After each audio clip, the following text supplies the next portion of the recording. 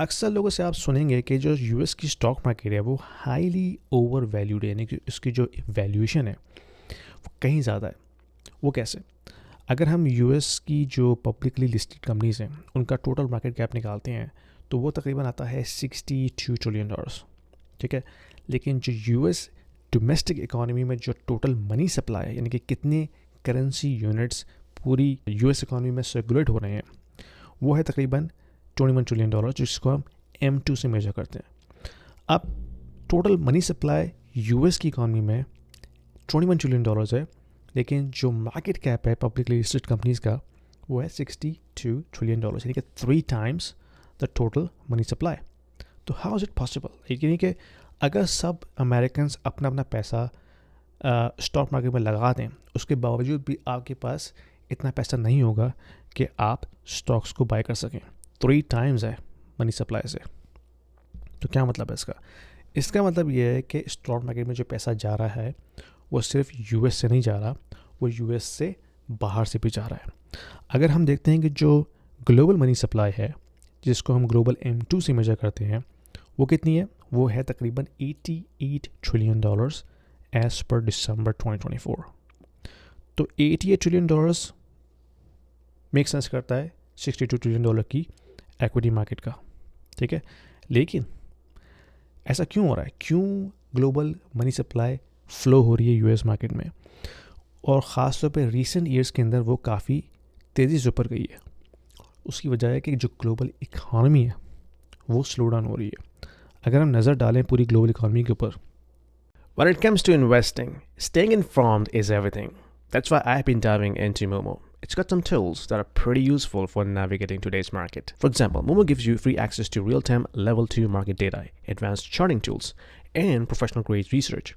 The kind of stuff that you usually pay extra for on another platforms, like Questrade. And let's not forget the low FX fees. If you are trading in the US stocks, like myself, I don't trade TSX. Those savings can really add up over time. Pair that with the insight that you're getting, it's a game changer for making informed decisions. Plus, while you're waiting for the right market moves, your idle cash earns a solid 6% annual return through their Cash Plus feature. That's a nice bonus. So whether you're trading actively or just keeping an eye on the market trends, Momo is definitely worth a closer look. So you can start investing today by clicking on my referral link, which will give you $50 free credit to start with. thank you Momo for sponsoring this video. Nothing from this content should be deemed as a financial advice. Please consider all the risks associated with the investing. Terms and conditions apply. Canada को देख लें, बुरा हाल है। UK को देख लें, बुरा हाल है।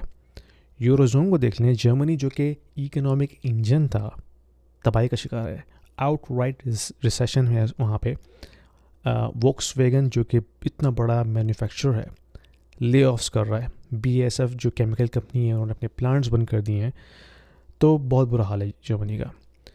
फिर हम देखते हैं चाइना भी स्ट्रगल कर रहा है। ठीक है, वहाँ पे तो रियल एस्टेट क्राइसिस आया हुआ है और ज़्यादातर लोगों की जो नेटवर्थ थी वो रियल एस्टेट में पार्क थी।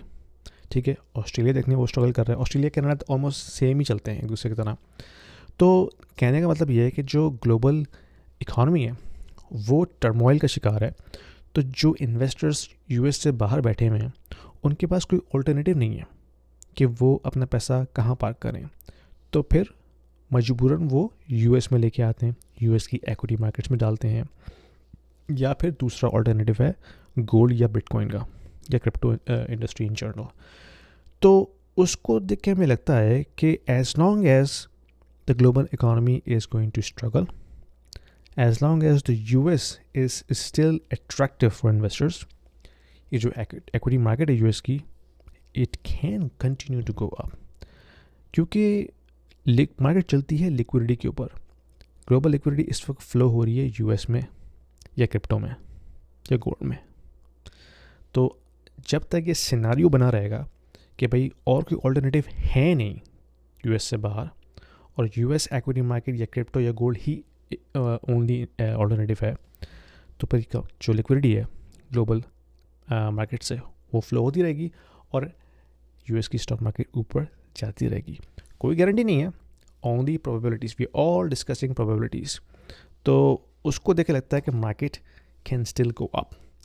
वॉलेटिलिटी थोड़ी सी रहेगी, अप एंड डाउन आएंगे, लेकिन जो ओवरऑल ट्रेंड है मुझे लगता है it can continue to go up unless कोई ग्लोबल क्राइसिस ना आ जाए पेंडेमिक की तरह से, या कोई ग्लोबल फाइनेंशियल क्राइसिस आ जाए 2008 की तरह से, देन ऑफ कोर्स यूएस भी उसमें मारा जाएगा.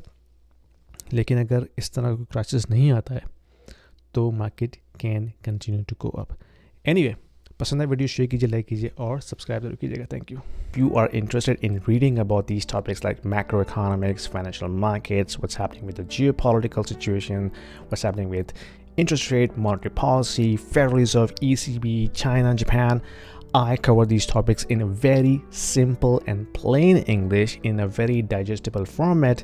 If you like to read about this, there is a link in the description about my newsletter that I send out every week. Do yourself a favor, click subscribe and enjoy reading. Thank you. Sorry for the interruption, guys. Just wanted to let you know that I also offer one-on-one consulting calls to the individuals who are looking to discuss their financial planning, their investment strategies, their kids' education planning, their immigration moves, as well as the young professionals, because I have been in the tech industry for almost 20 years. So I also offer one-on-one consulting calls to the young professionals who are looking to have their career development discussion with me, and also personal branding as well. So if you are looking to have some sort of an expert opinion, there is a calendar link in the description below. Book a 30 minutes call with me and I will be more than happy to help you out.